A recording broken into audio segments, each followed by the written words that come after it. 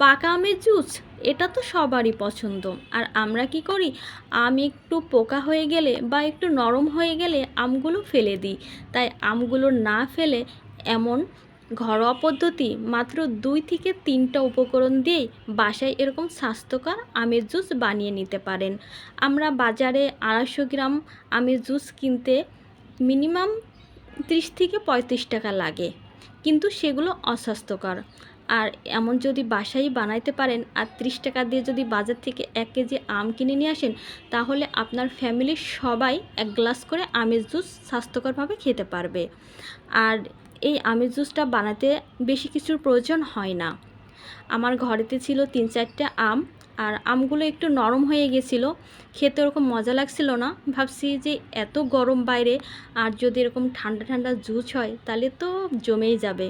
তা যেই কথা সেই কাজ, আমগুলো ভালো করে ধুয়ে ছেলে এর মধ্যে আমি কিছুটা আইস বল, লবণ, স্বাদ অনুযায়ী চিনি, আর চিনির পরিমাপটা দিবেন যে কিছু কিছু আম আছে যে অতিরিক্ত মিষ্টি, সেক্ষেত্রে চিনিটা একটু ব্যালেন্স করে দিবেন, এটা স্বাদ অনুযায়ী। আর কিছুটা লবণ দিয়ে খুব ভালোভাবে আমটা আমি ব্লেন্ড করে নিলাম। নেওয়ার পরে একটা ছাঁকনির সাহায্যে আমি এই যে ছেঁকে নিচ্ছি।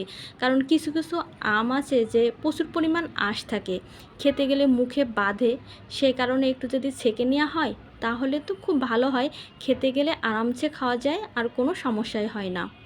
আর আমার এই আমের জুসটা সত্যি বলছি অনেক অনেক মজা হয়েছিল। এখন এই যে একটা গ্লাসে পরিবেশন করতেছি কিছুটা আইস বল দিয়ে।